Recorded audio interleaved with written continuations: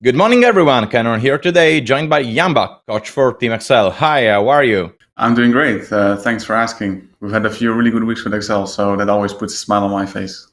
I really think so. That was some very good League of Legends from your team, and I obviously want to talk about it, but I want to start talking about you. I mean, you've seen it all. You started your career back in 2011. It was December, so it wasn't 10 years ago, but we are close. So, how was, from your point of view, seeing League of Legends develop so much as a game, both from the side of pro player and now coach? I mean, it's been fantastic and almost unreal in a sense because, like you mentioned, in 2011, it's just 10 years ago. If you signed a contract, you got a free mouse and a keyboard, and they paid for your gas tank to drive to the event. But you were pretty much all on your own, and it just gradually developed. Where I think that one of the biggest steps is that Riot made coaches a paid role, and they were salaried, and so every team started to have coaches. And from there on out, I think it was on the teams themselves to keep adding staff members and keep adding support. And we're now in a position in 2021 where I think a pro player can have a really nice life besides gaming, but also live off of it. And yeah, it's just really fantastic to see that the players right now are getting supported inside and outside of the game. And it's incredible. Yeah, incredible. I think it's the right word because it happens so much in so little time. I mean, 10 years for such a development of a competitive scene isn't really that much if we think about it. But now let's start talking about your more recent career. We've seen you as a coach in G2 Esports, in Fnatic, and then you moved to Excel, and you described as your next challenge. So far, how it was moving to Excel? Has went by your expectation, or do you think you can give more and they can give you more as a team? So I think so far it's been a very pleasant experience, at least from a personal point of view. Of course, from a competitive point of view, I would have loved to make playoffs last year. Leaving Fnatic, I knew that winning a lot would probably be off the table when joining Excel, but that was basically in exchange for more happiness with my job and working with young, talented players that are really hungry and have still very little knowledge. And I think in 2020 was more the year where in Excel we laid a foundation. First, we made changes halfway through the season, wanting to be a full European squad, so everyone had the same culture and understanding of the English language. And I think we did a fairly good job in the summer last year. Of course, Schalke had a miracle run and knocked us out of playoffs, Yeah. which was quite unfortunate because otherwise we would have at least met our goal for the first season. With that said, no, we're aiming and we're on course to actually reach playoffs this split.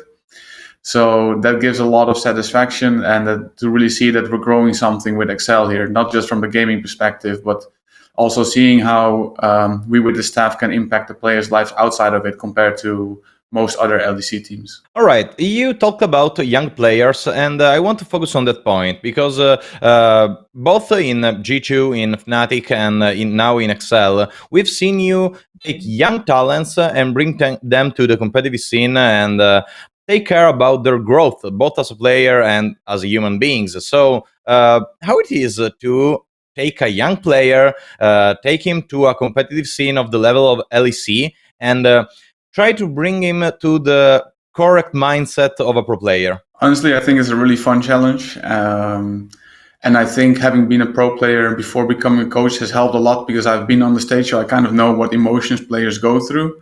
And I think that also kind of shows that because I was a top laner, that a lot of the rookies that I worked with were also top laners. So Expect was in his basically rookie season in G2, Bwipo in Fnatic, and now Kreis in XL.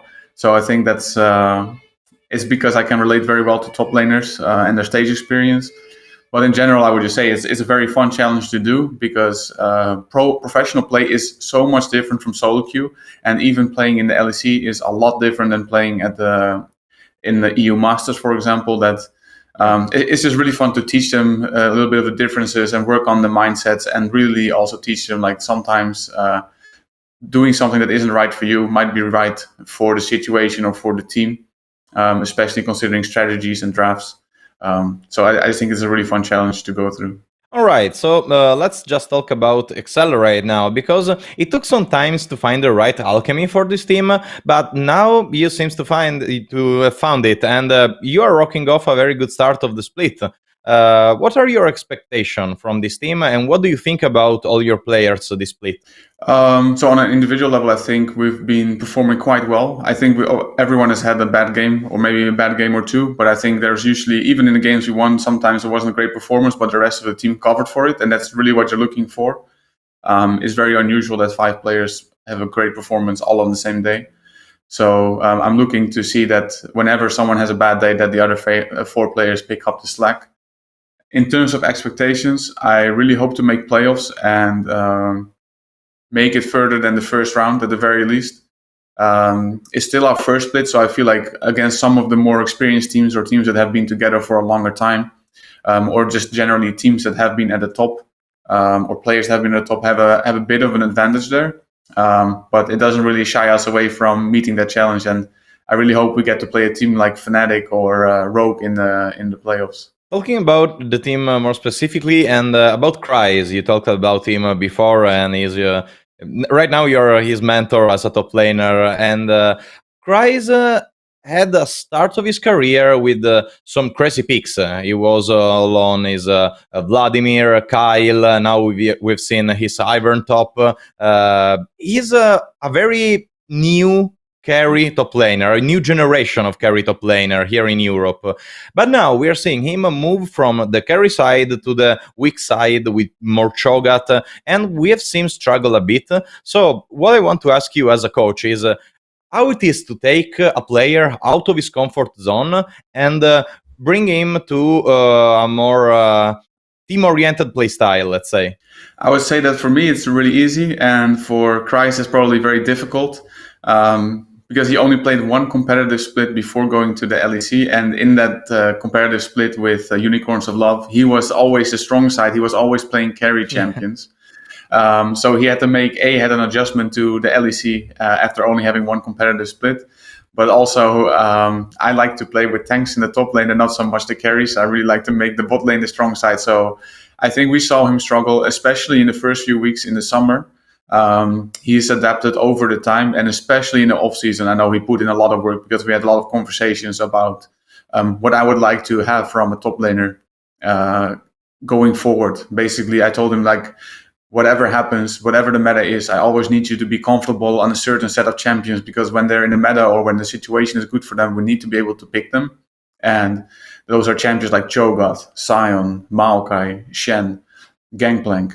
And I think this split, he has shown a lot of versatility, and it's actually been quite a pleasure. Where last summer it could have been at times difficult to draft, especially for top lane, because he was really good on the carries, but it wasn't always in the meta. Whereas now he's really confident on playing both bruisers, carries, tanks, Ivern, Lulu.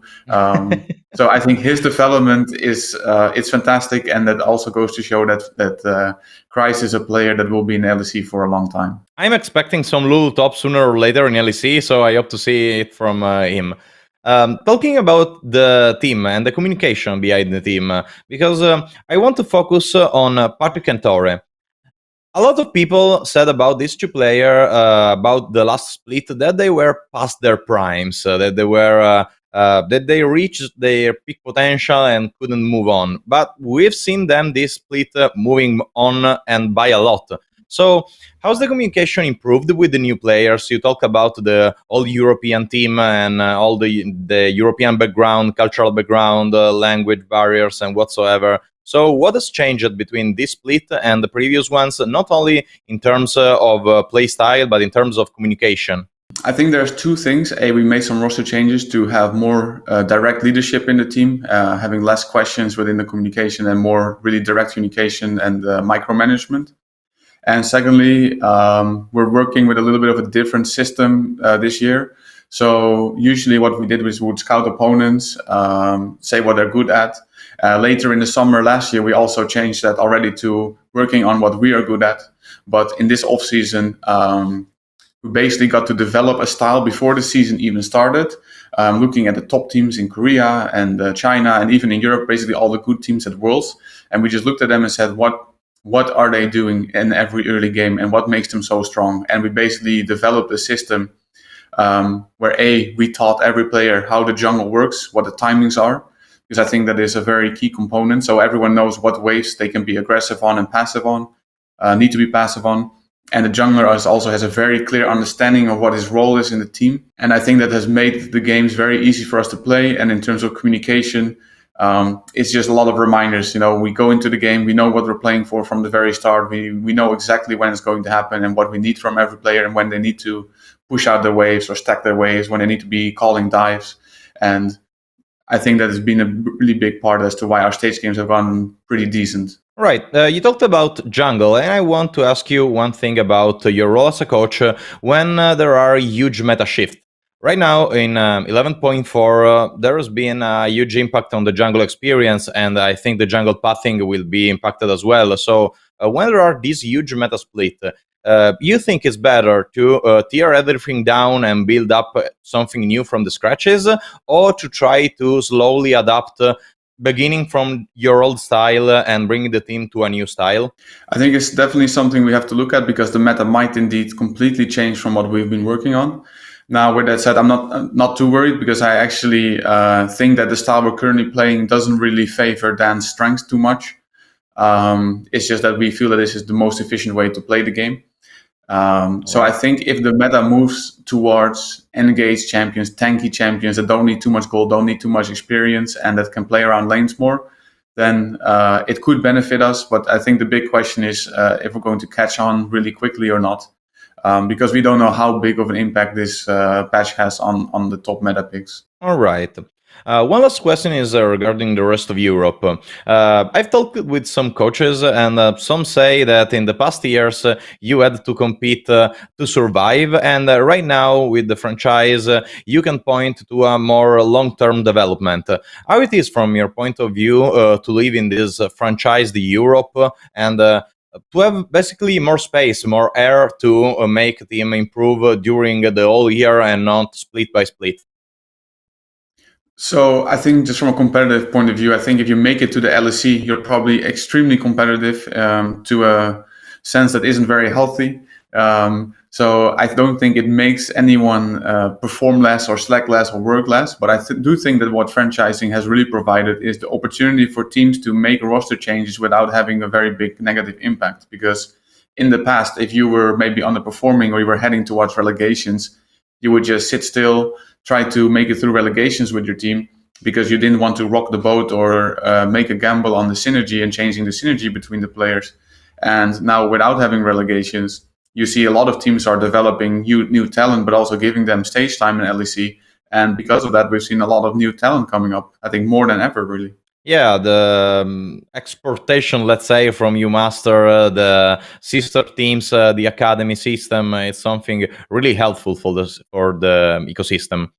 And Youngbuck, so I really want to thank you for these precious insights, and I wish you the best of luck for the upcoming split, and I'm waiting for the Lulu top right now. Thank you very much, and maybe this week. Bye. Bye-bye.